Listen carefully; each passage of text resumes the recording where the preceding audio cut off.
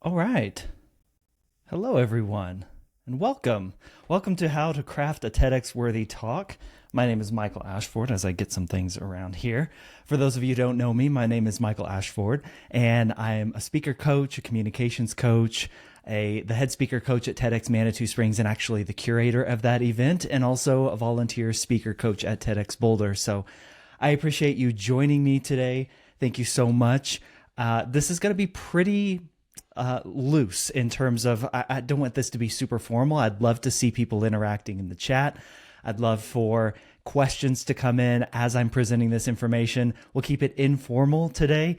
It doesn't have to be a buttoned up presentation. This itself is not a TEDx talk. So what I hope to do today is share with you some of the things that I think about as a curator, as a speaker coach of a TEDx event that can help you present your idea to a different event, perhaps TEDx Manitou Springs or TEDx Boulder, or this stuff can help you if you're not doing a TEDx talk. If you just want to be a better presenter, this type of stuff is the stuff that I work with a lot of speakers on. So with that, this is recorded, so I will send the recording out. You can use the chat if you want to ask questions.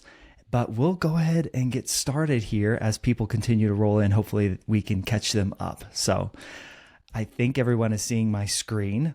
This is the number one question that I get as a speaker coach, as a curator. Why wasn't my talk chosen? And for our last event, our event coming up in TEDx Manitou Springs here in February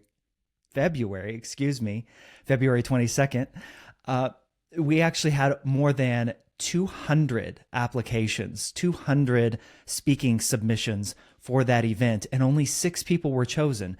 And I got this question quite a bit in my email inbox. Hey, saw you chose the speakers. Why wasn't mine chosen? And I can't reply to all of them because we got a lot. So what I'm doing here is trying to give you some of my behind the scenes mindset of what I'm looking for as a speaker coach, as a curator that can help you. And what I would say is it comes down primarily to this.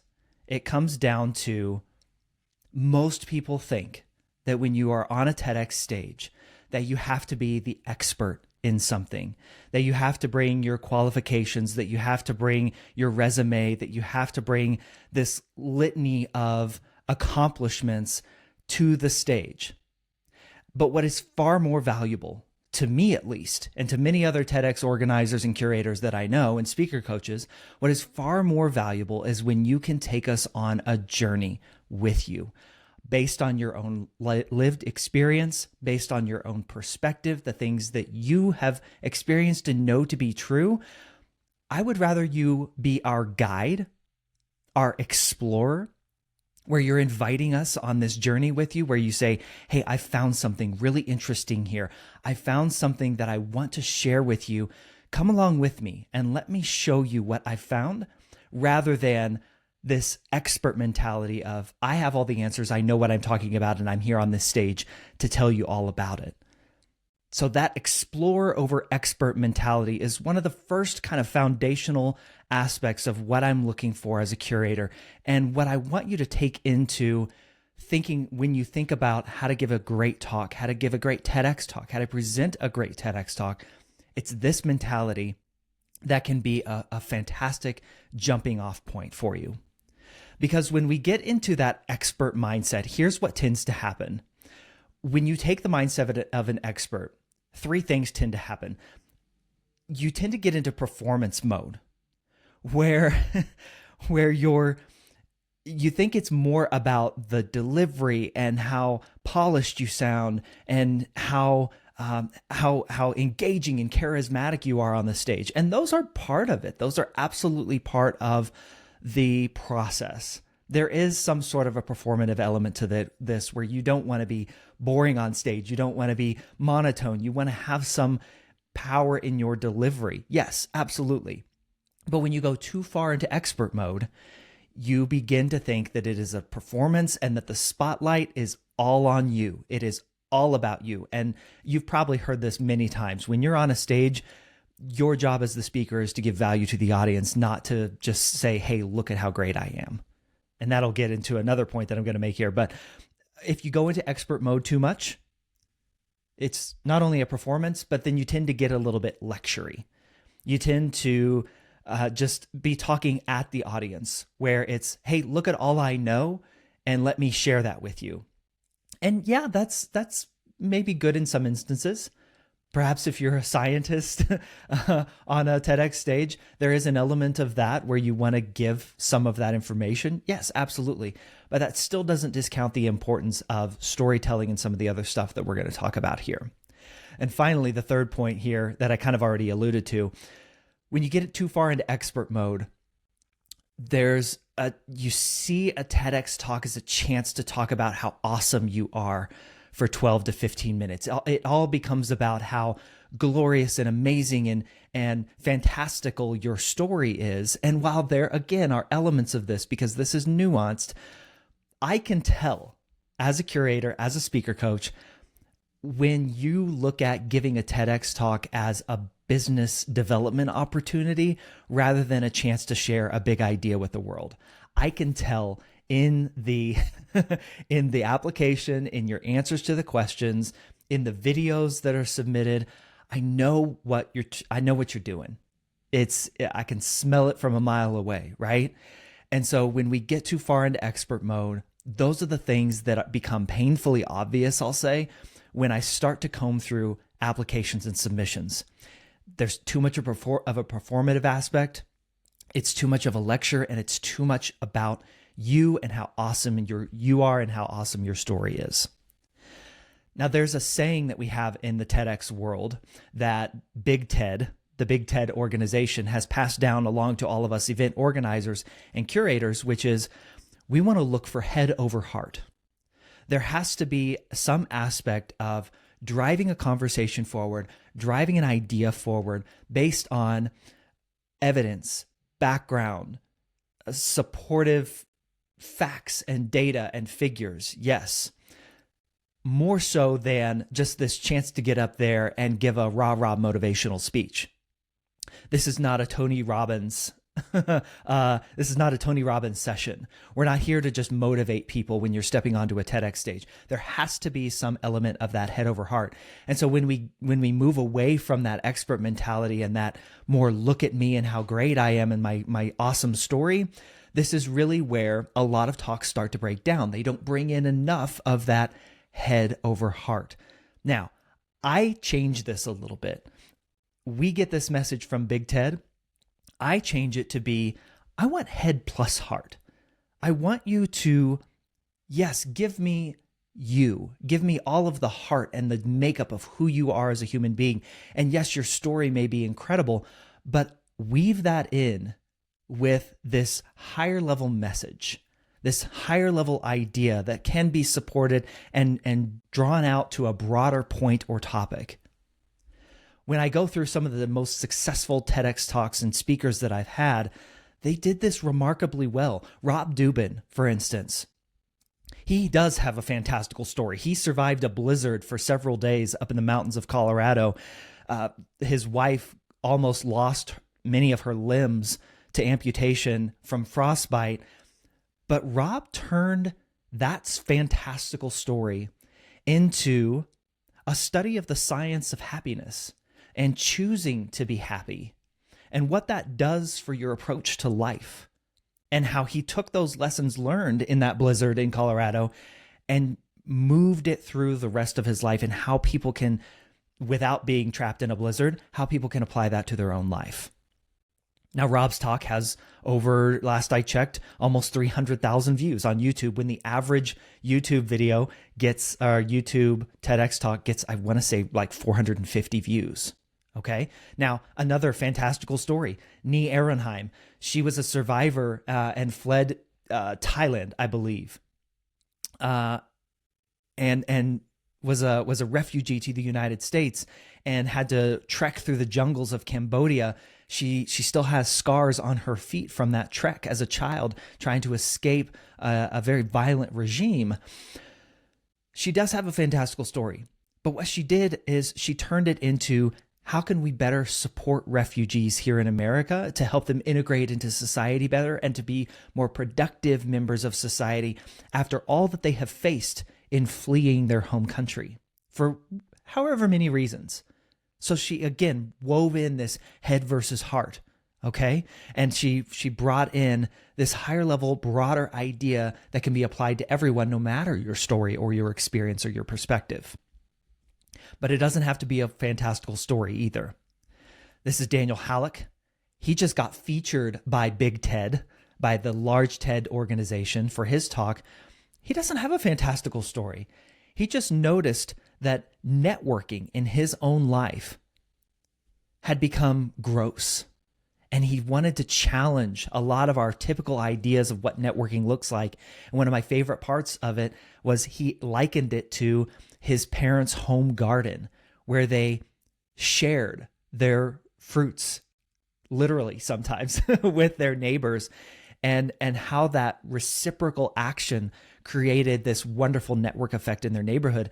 And Daniel tied that into a larger global idea that we all can share and live by. And Daniel's story was no more different or unique than anyone's, I would say, but he brought out a larger idea. All right. Same here with a recent TEDx speaker that I worked with. Her talk just came out a couple weeks ago, Janice Chaka. She took her experience of being an introvert in the workplace and how she used to show up early to work despite not being a morning person, to help companies understand how the workplace environment is not set up for introverts.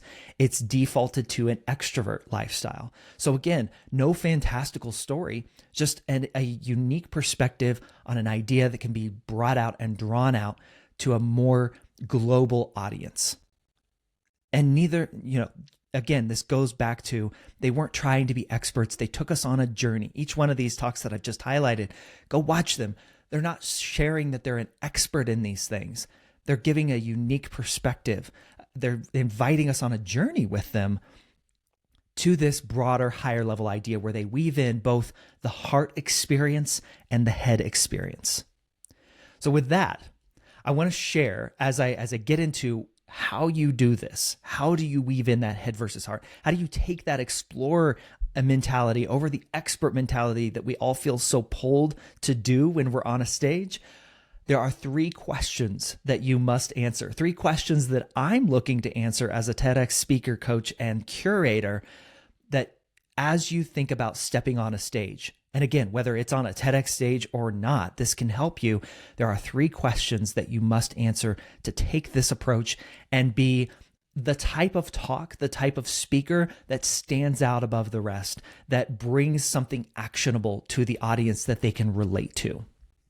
So the first question you must answer, and this speaks to the TED slogan, what's your idea worth sharing? When we talk about the idea worth sharing, far too often what I see is vagueness. There's vagary here. You have some semblance of an idea, but you never definitively share that idea. You never draw that line in the sand, so to speak, to use a cliche. And I hate cliches, and we'll cover that here in a little bit. But you never put your foot down and say, this is what I believe in. That boils down to what I call a declarative statement. Your idea worth sharing, your big idea, your crucial observation based on your experience or your perspective or the research that you've done. You will spend your entire talk making the case for why you believe this statement to be true and why you believe the audience should too. And listen, folks, this is where far too many TEDx talks fall short. I just watched one today. They had no less than, what I counted, 3 declarative statements in their talk. It was all over the place. We started in one area of this person's life, we jumped over to another area, and we ended somewhere in the messy middle where I did not understand exactly the finer point of what that person was trying to get across to the audience. And this is something that I coach my speakers. Write down your declarative statement. Make it short, snappy, memorable. Make it something that you can easily repeat, and point every story that you tell, every fact that you share back in your talk back to your declarative statement. We so often try to make our talks so broad that anybody who watches it will resonate with it. And that's simply not possible. What you want to do with a great talk is define your audience, define the person that needs to hear this statement, and write your declarative statement to them. The whole point of your talk is your declarative statement. So vagueness in what you're talking about can often lead to a TEDx talk that is unmemorable, a TEDx submission that I just skim through, to be quite honest, and say, I don't get it, I don't see it, and quite frankly, I don't have the time to try and understand this with more than 200 applications that I've got coming through into my email inbox. So make that declarative statement. Make your big idea as precise and on the nose as you possibly can. Write it down. Now, beyond that, please get rid of jargon and cliches. Please, please. Ask if this is something that you would say to your best friend. When we talk to our best friends, we tend to not use jargon and cliches that we would in a professional setting. We tend to speak how we are, and we don't speak in jargon and cliches when we are speaking to the people that know us best, the people that we feel comfortable around the most, the people that we trust the most. So what you can do is you can turn those cliches into metaphors, perhaps.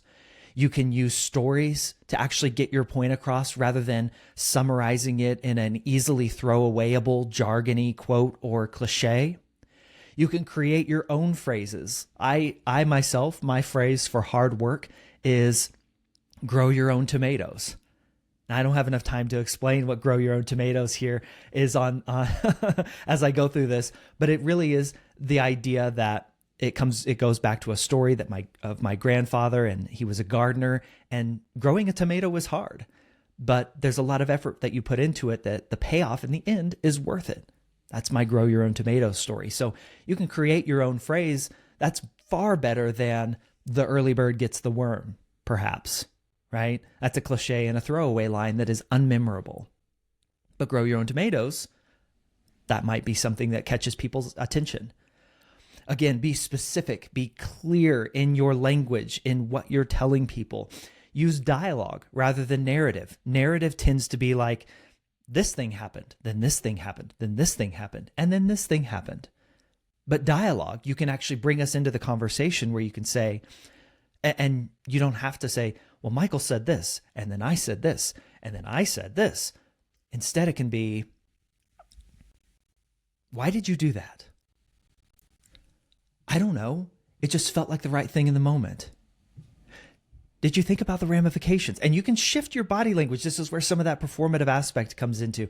You don't have to say who said what all the time. It can be as if the conversation were happening right there. That's a nuanced point. Maybe that's a whole different presentation on how to use dialogue over narrative. And also beware of forced humor. But I want to get into cliches, turning those cliches into something that means more. So here is a cliche that a recent speaking client of mine used and she was also a TEDx speaker of mine. She was talking about the process to grow her business, and she was going to be speaking to an entrepreneurial group at a university. And she was talking about that first payment that she ever got in her business. And she got to the end of her story of bringing on her first client. And she used this line, that first $150 payment made me feel like $1 million. I think she said $1 million, which is even more cliche. And I challenged her. I said, that is a cliche and that's actually not true. Did you really feel like $1 million in that moment had just landed in your pocket? And the answer was no. Now, after some exploration with her and after asking a lot of questions, what it turned out and the more deeper, meaningful reality of her situation was that $150 payment, after all the struggle and strife that she had to start her business, made her feel like a business owner. And she can walk through the reality of what that meant for her, the confidence that gave her. The $1 million line is a throwaway, but that $150 payment making her feel like a business owner, legitimizing her in the eyes of herself and to others who had doubted her, that's a reality that we want. That's not cliche. And that's something that we can explore far, far deeper than the throwaway of made me feel like $1,000,000. Hopefully you're seeing the vast difference in using the cliche versus using the much deeper, more meaningful reality by doing some deep exploration. Beyond that, I would say, going back to, is that something that you would, is that how you would speak to your best friend? Is it something you'd actually say? Far too often, you've got a declarative statement, but it's so wordified and jumbled up that I don't really know what it is. Again, some of that vagueness starts to creep in, even though you're trying to make a declarative statement here. This is another TEDx speaker client of mine who, you can tell what he's trying to say here, I think. But this was an actual line in the opening of his talk. I'm just going to read it out. Close your eyes and listen to this. Mathematics, like a universal language, transcends the boundaries of professions and disciplines. It is the thread that weaves through the fabric of our endeavors, a constant companion on our journey of learning and discovery. Oh my gosh, as Meredith says in the chat, I'm going to sleep here. Kat, even reading it made me disengage. Yes, right? Now we can pull this out and say, would I actually say that? And that's what I challenged this particular speaker on.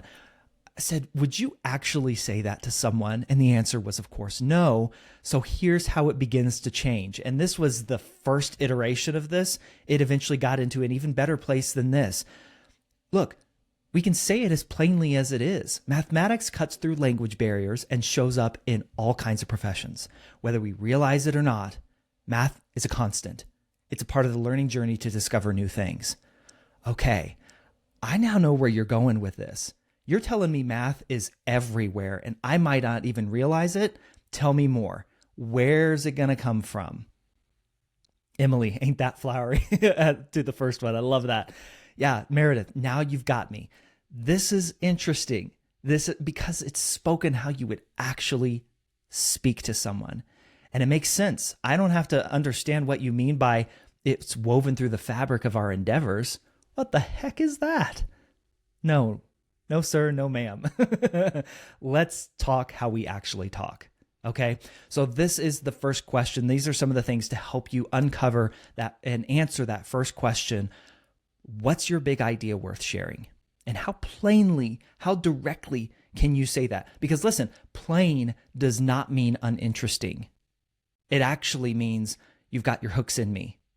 Now you've got me, to Meredith's point in the chat, okay? Next question. Why you? Now, this might be kind of self-explanatory, but I think there are some interesting unlocks here of exploring this question, why you?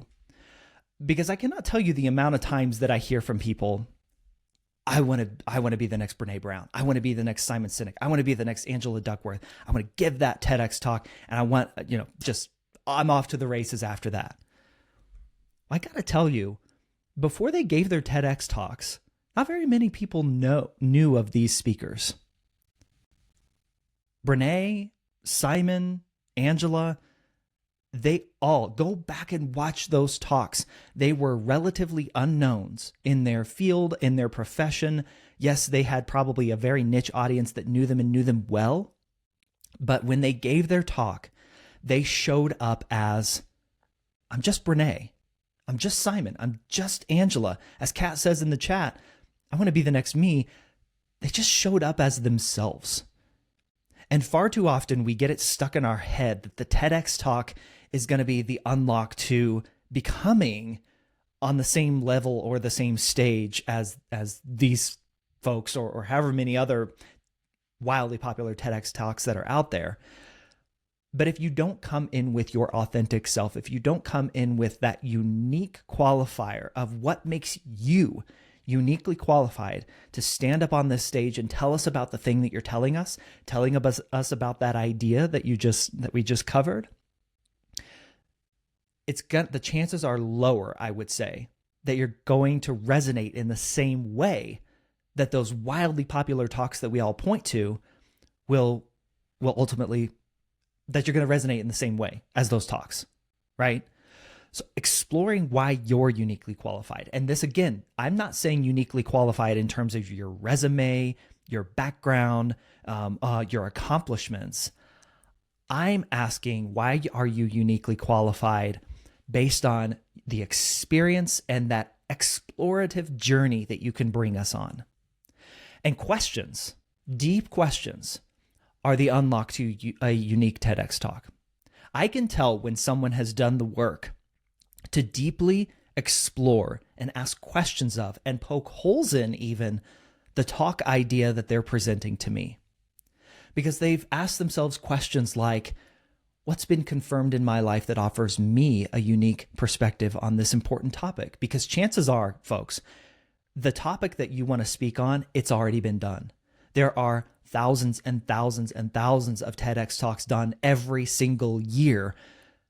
Your idea at a high level, your talk topic, the niche that you're speaking to, it's probably been done. What's unique and what we're looking for as TEDx curators and speaker coaches has been, what's the unique perspective that you can bring to this topic that we perhaps have never heard before, even if we have something very similar? How do you make it different? How do you make it yours based on you, the person? My first TEDx talk was about finding common ground through polarization. That talk's been done.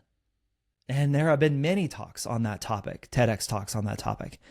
I brought the perspective of asking questions and thinking about tackling polarization through the lens of a journalist, which even saying that can be a polarizing talk. So, but that's my background. I'm a former journalist. And so asking questions is what I know how to do best. And so this is asking yourself these deep questions to uncover and get below the surface of the idea of the topic to bring out that unique perspective. That's what we're looking for. What information could be missing on the topic? What fears and apprehensions and criticisms will I need to overcome to get people alongside my idea? Because that's what you want ultimately, right? You want people to come alongside you and say, hey, that idea that you've shared, I wasn't there initially, but now I'm starting to see. Well, you all are going to receive this worksheet with a recording of this session. This is 15 questions to ask yourself. Now, when I coach people, I do what's called a deep dive interview, where I act like the investigative reporter of their idea. And I set out to ask them deep, introspective questions about their idea to get to that unique perspective that only they can bring. But I tried to package some of these questions, some of this approach in this worksheet, 15 questions to ask yourself to reveal your talk's hidden potential. You can see some of these questions here. What specific experiences have shaped my views on this topic? How do others tend to approach this topic so you can be perhaps a little bit different? You'll receive this worksheet, but I want to make sure that you understand the importance of questioning your idea, going deep with your idea and why it matters to you and why you think it will matter to others. That is the unlock to the answer to the question, why you? Now, there are some other things that have to be covered here. We tend to put in a lot of fillers in our talks, in our language even. Filler authority statements and filler self-disqualifiers that can tamp down, dilute that big idea that you're trying to share with us. So when you present an idea, when you share an idea on a stage, when you submit a TEDx application, these filler authority statements like I believe, or to me, or let me be clear, I want you to take, again, going back to what I said, I want you to take a harder line in the sand. You don't need to say, I believe that X means Y. You can simply say, X means Y. And then give your background and experience that proves or that shows up as proof for X meaning Y. Or you don't have to say, let's be clear, this thing leads to this thing. You can just say, this thing leads to this thing, and here's the ramifications of it. Be specific and clear and be declarative in what you are, in the idea that you are getting across to us. Filler authority statements are unnecessary and dilute actually the authority that you come in with. At least for me, I can't speak for everybody else, but for me, it's a sign that you don't quite believe what you're trying to believe, so you're trying to pump it up a little bit more. Now, on the other side, self-disqualifiers. Be careful of those as well. I know this isn't my direct wheelhouse, but I could be wrong, but you see the hedge that's happening here in these self-disqualifiers. It's probably a silly idea, and these happen more in the talk rather than the submission of the talk, but be mindful of those things. Heck, be mindful of those things when you're in a work meeting or in a meeting with a client or a customer. Be mindful of those things too. Self-disqualifiers can make you come off as less authoritative or less knowledgeable about the thing that you're talking about when you don't mean that at all. It's often thrown in as an act of humility or humbleness that it doesn't quite land like you think it lands. And often these are throwaways. Meredith in the chat says, I wonder if self-disqualifiers make the person feel safe in case they're wrong, even though they know they're right. 100%. That's what I believe. Now, that's been my experience, and I'll be quite honest here. I see it more often with women, unfortunately, in the workplace. And there's a lot of self-disqualifying going on there, and bringing a level of confidence, not a level of narcissism or a level of overconfidence, but a level of confidence and authority by removing self-disqualifiers can absolutely help you, your talk idea, the talk information stand out more. All right. So, final question here. Question number 3. What story will you tell? Now, I can easily get into cliche land when I start to talk about storytelling, because every speaker coach, every curator, every person that's been on a stage, if you ask them what's the key to a great talk, will tell you that you got to story-tell. But I want to approach it in some different ways. I want to tell you and show you why storytelling is so important and how you can do it in such a way that it truly brings your idea to life. Storytelling cannot be a throwaway. Like just standing up and sharing a story, there's some art to it. There is some performance to it. To go back to those early slides that I shared, yes, but it can be done in such a way that you enrapture the audience rather than just, again, weave them through a narrative. One of my favorite quotes on storytelling is from Kazuo Ishiguro. Stories are about one person saying to another, this is the way it feels to me. Does it feel the same to you? And this, again, speaks back to that explorer over expert mindset, that head plus heart approach to a talk. I love the simplicity of this. This is the way that it feels to me. Does it feel the same to you? Take that approach into your storytelling and then say, hey, and this is my quote, take your experience and your perspective and infuse it with meaning others can understand and relate to. And what I mean by infuse it with meaning, here's what the best storytellers do. They take a story, they take a perspective in time. I call this a pillar. They take their pillar, that thing that they constantly point to that serves as the pillar, the main idea that they're trying to share. Their story becomes a pillar that everything else points back to. And then they're able to draw back and infuse it with meaning. To everyone else, it's just a story about, I don't know, getting a bagel at a cafe in Paris. But to a storyteller, it's an experience that has meaning behind it that now we begin to build on and layer a perspective and a meaning that others can understand and relate to. This is what the best storytellers do, is they don't just tell a story, but they infuse it with a meaning based on their experience and perspective. Because the audience or the listener in this instance is asking, why should I care? Why should I care? And this is a question that you have to ask. And what story will you tell? How will you infuse it with meaning? How will you ask that question? Does this feel the same to you within the narrative that you share within your talk? That's what we want to get to. So I'm going to do this by taking you on. I live in Colorado. I love to hike with my family. I'm going to take you on my favorite hike in Colorado. Now, my favorite hike is the hike up to Naylor Lake. This is the Google Maps image of Naylor Lake. Naylor Lake is located near Silver Plume, Colorado. It's accessible by hiking the Silver Dollar Lake Trail, as you can see here. To get to Naylor Lake, you actually hike the Silver Dollar Lake Trail about a mile. It's like 1.1 miles on the trail. That's moderately challenging and takes about 38 to 45 minutes to complete. You gain just over 1,000 feet of elevation. The trail passes through a wooded area and then ascends above the tree line, and that's where you can see Naylor Lake. How was that story?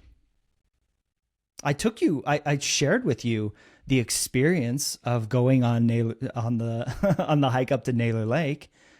I told you the facts. I gave you the specifics of how to get to Naylor Lake. I shared that it's in a wooded area, right? But there was no meaning behind that. Kat looked away at another screen. Yeah, I wanted to as well, even just saying it. So let me actually take you to Naylor Lake. Naylor Lake starts in these deep pine forests. The trailhead, you actually park and then you have to walk up a little ways to get to the trailhead. And then when you do, you are just surrounded by all these enormous pine trees. And the trail is actually such that the roots of the pine trees are exposed. And it's pretty steep. Like in some places you have to crawl on your hands and knees almost to get up to some parts. It's rocky. You might slide a little bit if not for the exposed roots, right? It's super quiet. Like this trailhead starts where there's a stream and you can hear the rushing water, but as you get further up in elevation, all you hear is the wind just through those pine trees. And you're breathing heavy. It's high up there. Like it's a trek to get up there. But then you come out of the tree line and there's a rocky meadow in front of you. And you can see it's sunny. There's usually in Colorado, it's a bluebird sky day, maybe some white puffy clouds.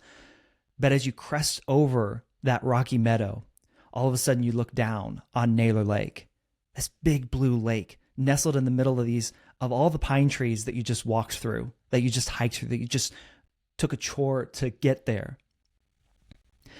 On the far side of the lake, when you first come to it, you can see a waterfall rushing down, and sometimes there are animals drinking right where that's at. The last time I was there, a bald eagle actually flew over the lake, and my daughter started singing the Star Spangled Banner, and we all joined in with her. And this is the picture that we took as we had hiked past Naylor Lake. And why that trail means so much to me is because when we first started doing it, it was hard for my children. It was hard. It's not an easy hike to get up there despite only being a little over a mile long. But once you get up there, the views are so worth it. The views make you feel like you're standing on the edge of something that you don't quite know how to put words to. That's why this trail is so meaningful to me. Now, how did that one feel? I took you there. I shared with you the experience of getting to Naylor Lake. And then, of course, I showed you the picture so you can actually see it rather than just a Google Map image. But that's one way by not only taking you there, even the rushing sound of the wind, I can take you there. But if you close your eyes and you just hear that, you begin to hear that trail. You begin to experience that trail. The heavy breathing begins to take you on that trail and you experience what that might have felt like. That's storytelling. That's where we want to go. Now, so often we try to share everything about the trail or everything about the story. There's a lot more that I can share about the Naylor Lake Trail experience.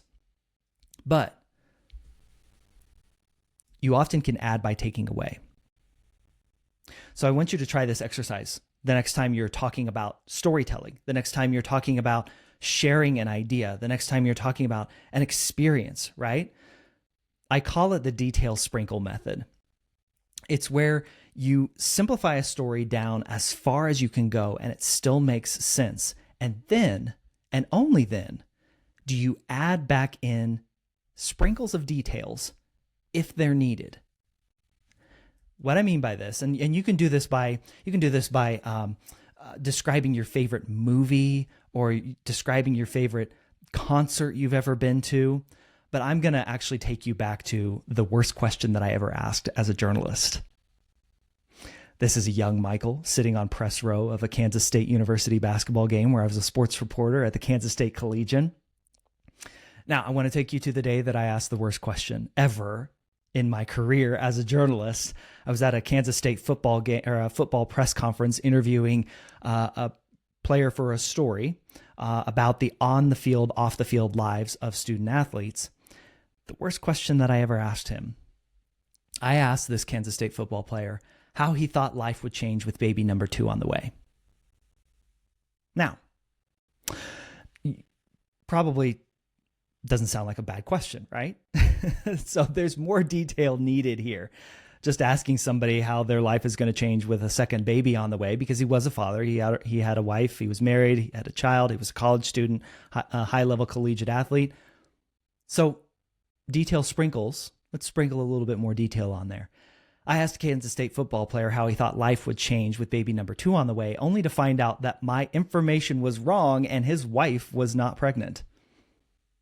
Okay, you start to understand a little bit why this is the worst question that I ever asked. And so I'm sprinkling a little bit more detail on here. There's still one level deeper here that I need to go, though, with just a few more sprinkles. So I'll do that. I asked a Kansas State football player how he thought life would change with baby number 2 on the way, only to find out that my information was wrong. His wife was not pregnant. And I asked this question in front of the man that I had asked for a job just 2 months earlier. So I did it in front of the man that I wanted to get a job with. I asked that question. The player's response was actually quite hilarious. But I was actually quite embarrassed, and it ended up being the worst question that I ever asked, and it still haunts me to this day. But that's the detail sprinkle method. I took it down to its most base form, but it wasn't quite enough, and so I can add back in these little sprinkles of detail to give you the fullness. Even then, there's more to that story that I can share. But that's one of the things that we often fail to do as storytellers is we know everything about the story up here. I know everything. I know every emotion, every detail of that day when I asked that question. It's all up here. The question that I have to ask myself is, do you need to know that? Does it move or advance the story forward? And so often we fail to do that as storytellers. And so we kind of word vomit on people, our stories. What I'm asking storytellers to do is bring it back to its bare bones and build up from there to the point where it gets the point across enough that you don't have to labor on any further. Because a story that has too much information, too much detail, feels like a laborious process. And that's not what we want. That's when, to go back to Kat's question or comment in the chat earlier, I looked away at another screen.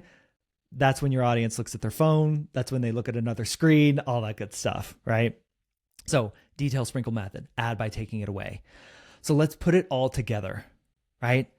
When you submit for a talk, when you submit for a TEDx talk, when you actually begin preparing your talk and your idea, here's a basic structure that you can begin to use. Your pillar story, that idea that exemplifies that story that exemplifies the big idea that you're trying to share, and that there is a big idea, one idea in there that you're trying to share. Then make your declarative statement. Take that hardline stance.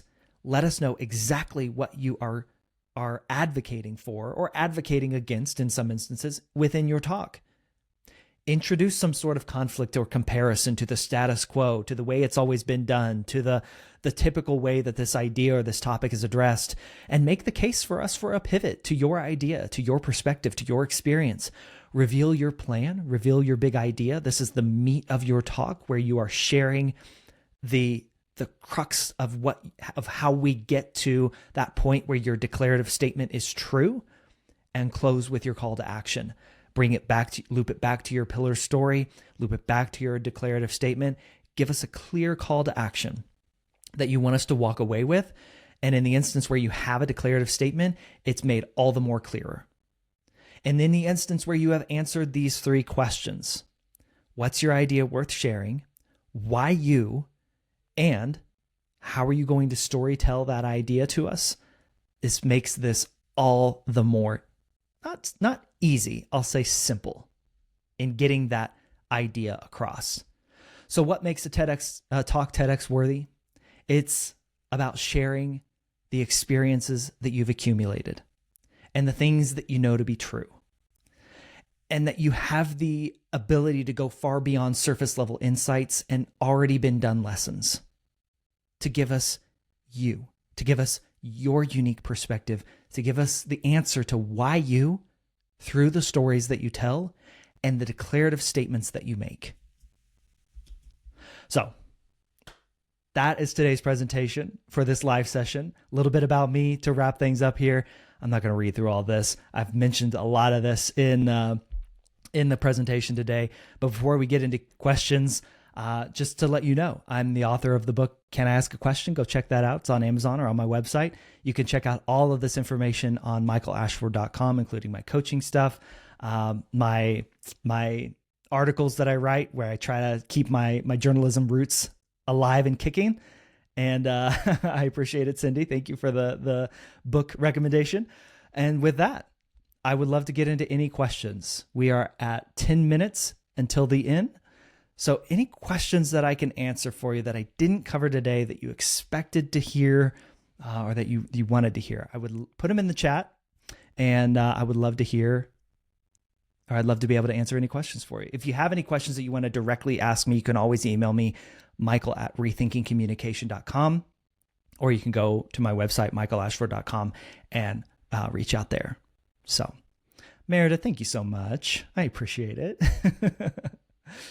Hopefully you all got a lot out of this, and hopefully your New Year's has been a good one so far. I know we're 3 days into it, but I will give it a few more minutes. Somebody might be furiously typing away.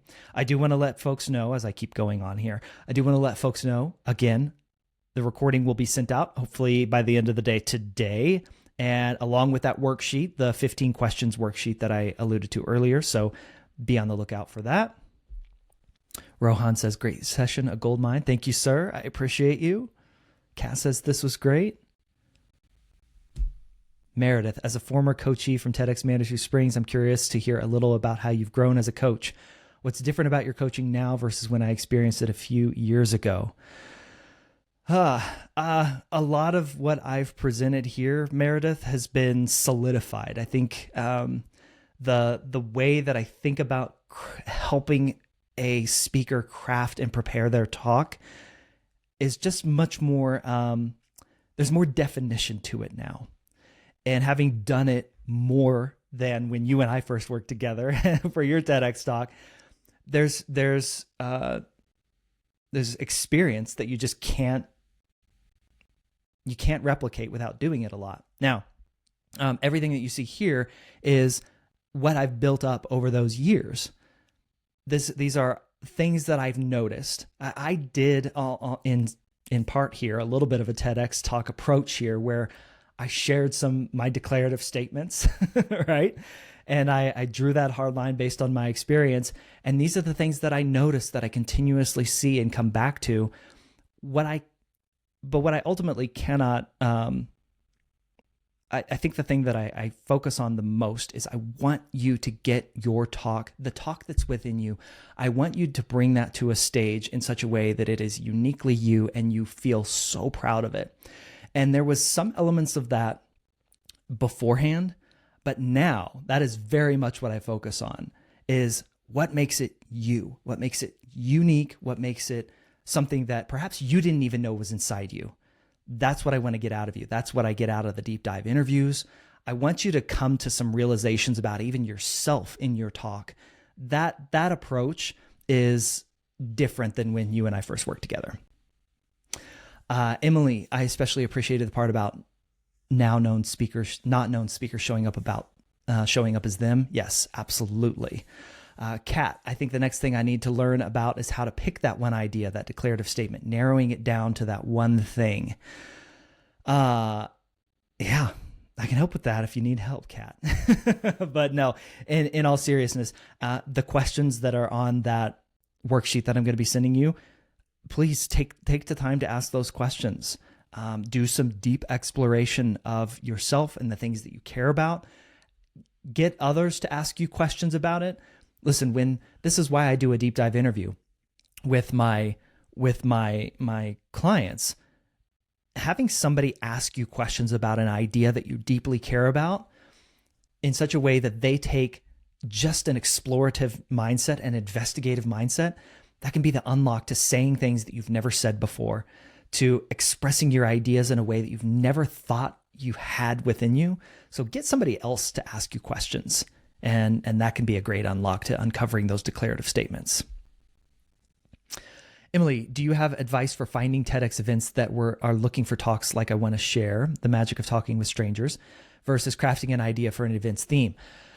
That's a little bit difficult. There are some resources out there, so you can always go to the TEDx website, and there's a map of all the events there. I will say a lot of TEDx events, because they're more regional, look for people that are in their area. Not all of them. TEDx Manitou Springs, for instance, we comb our speakers from all over. We actually have an international client, or an international speaker this year for the first time. But go to the TEDx website, check out the events there, go to their event sites and check out their themes and see if you can fit your idea in there. The other option, Cesar Cervantes, if you go to his website and just Google Cesar Cervantes TEDx, I'm sure he'll come up. He has a newsletter where he sends out TEDx events that are accepting speakers. I want to say that's free, I believe. And Cesar's done some work for us at TEDx Manitou Springs as well. And so, yeah, those are some resources. I will say, though, making sure that your talk aligns with the event's theme. I didn't hit on that today, but that is very important. Now, some, like TEDx Manitou Springs, our event theme for our upcoming event in February is Break Free. Break free can mean a lot of things. So there's a lot of ways you can fit an idea into that talk of break free. But some very specifically, for instance, in TEDx Boulder, the last event that we put on, they very much wanted to focus on talks that focused on determinism versus free will. Are our lives determined for us, or do we have free will? That's very specific, right? Another one was very AI specific, and that's very all the rage these days. So I would say try as best you can to fit your talk into the event theme. And if it's too much of a struggle, please don't do it. We can tell. I can tell. Angie, do you offer one-to-one coaching to help build and revise a talk already in the works? Absolutely, I do. That's one of my favorite things to do. And thank you, Meredith. I appreciate it. Reach out on my website or email me, michael@rethinkingcommunication.com, and we can definitely get you set up there, Angie. All right. We've got 3 minutes left. Any last pressing questions? Anything else I can help answer on this wonderful Friday and first Friday of 2025? I'll leave it open for just a couple more minutes. Thank you all so much. What should I make for lunch? Make a grilled chicken Caesar salad. Meredith, this was fantastic. I'm going to jump into a meeting. Thank you so much. Kat, Hope you enjoyed the grilled chicken Caesar salad. Thank you so much, everyone. I appreciate it. I'm going to try and do more of these throughout the year. So look for more topics, different themes. If you have something that you'd love me to cover on one of these live sessions, shoot me an email. Happy to do it. And I will talk to you all hopefully very soon. Bye, everyone.